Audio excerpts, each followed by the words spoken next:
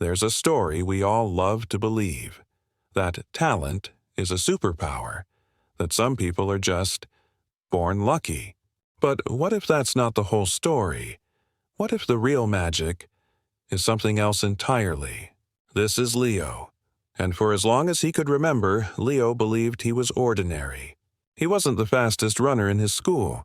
He wasn't the smartest kid in class. When he tried to draw, his trees looked like lollipops. When he tried to sing, the notes would scatter like frightened birds. He had a dream, though, a quiet, secret dream. He loved to watch the great marathon runners. He would sit for hours, watching their powerful strides, their faces a mask of pure focus. He dreamed of crossing a finish line, just once, not last. Just crossing it with his head held high. So, one day, he decided to try. He laced up his old worn-out sneakers. He walked to the local park, his heart pounding with a mix of fear and hope. He took a deep breath, and he started to run. He didn't get far, maybe a few hundred meters. A burning fire ignited in his lungs. His legs turned to heavy, clumsy logs. He stumbled to a stop, hands on his knees, gasping for air. A group of seasoned runners glided past him. Effortless, graceful. One of them gave him a small, pitying smile, and in that moment, Leo felt it, the weight of his own ordinariness. The voice in his head whispered, "See? This isn't for you. You don't have it." Most stories would end right there. A dream, a try, a failure. The end. But Leo's story was different. Because on his way home, feeling the ache in every muscle, he made a decision. It wasn't a loud, dramatic decision. It was a quiet, stubborn one, a promise he made to himself. He would run again tomorrow, not to win, not to be the best, but just to run one step farther than he did today. And so, the real work began. The 5 a.m. alarm became his new normal. While the world was still sleeping, Leo was on the path. The first week was pure agony. Every muscle screamed in protest. His mind would come up with 1,000 excuses to stay in bed. It's too cold. You're too tired. What's the point? But he went, rain or shine. He went. There were days of sheer frustration. Days he would trip on a crack in the pavement and skin his knees. Days when his time was slower than the week before. Days he felt he was moving backwards. He saw other runners, naturally gifted, improving in leaps and bounds. The voice of doubt returned, louder this time. "You're not like them, Leo. You're just grinding. There's no grace in it. Just grind." The struggle wasn't just physical. It was a battle in his own mind. A war against the part of him that wanted comfort, that wanted to quit, that believed the whispers. He was putting in the work, yes. But was it winning?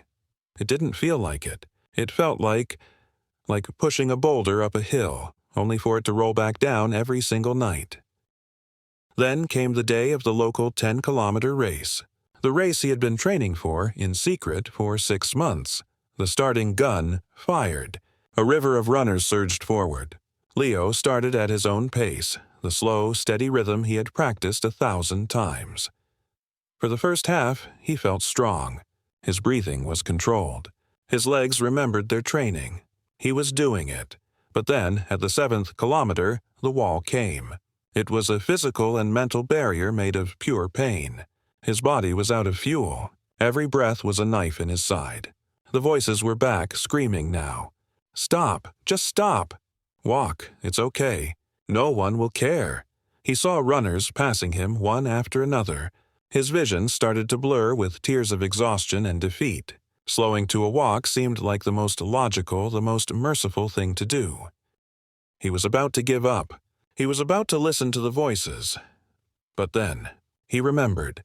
He remembered the first day he couldn't run a mile. He remembered the feel of the cold rain on a Tuesday morning.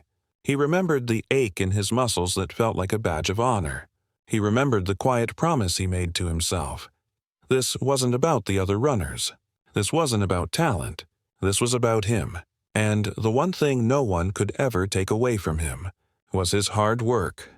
A new strength, forged in all those lonely mornings, surged through him. It wasn't a magical second wind. It was something deeper. It was willpower. He let out a guttural cry, not of pain, but of defiance. And he started to run again. Each step was a victory over the voice that said he couldn't. Each painful breath was a testament to his promise. He crossed the finish line. He didn't come in first.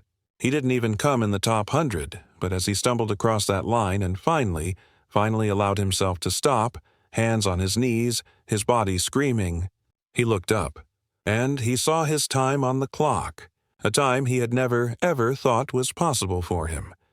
A volunteer handed him a bottle of water and a medal. He put the cool medal around his neck, and as he felt its weight, he didn't feel ordinary anymore. He hadn't won the race, but he had won something far more important. He had won the argument with the voice of doubt. He had won the battle against his own limitations. He had won the respect of the one person who mattered most, himself. That medal wasn't for finishing a race. It was a symbol of every 5 a.m. alarm, every sore muscle, every time he chose the hard path when the easy one was right there. My friend, that is the real victory. The victory that hard work wins. Talent is a gift. It's flashy. It turns heads. But hard work is a choice. It's quiet. It's humble. It happens when no one is watching. It's the thousands of unseen moments of effort that build a foundation so strong, nothing can tear it down. You might not be the most talented person in the room. You might feel ordinary, like Leo, but you have within you a power that is far greater than any innate talent. The power to show up. The power to try again. The power to outwork your doubts, your fears, and your past failures. So I ask you, what is your race? What is that thing you've been telling yourself you can't do because you're not good enough? Stop waiting for a miracle. Stop comparing your beginning to someone else's middle. Lace up your shoes. Make the quiet, stubborn promise to yourself. And put in the work, not for anyone else, for you. Because talent might get you to the starting line. But only hard work will carry you across the finish line. And that is a win that can never, ever be taken from you.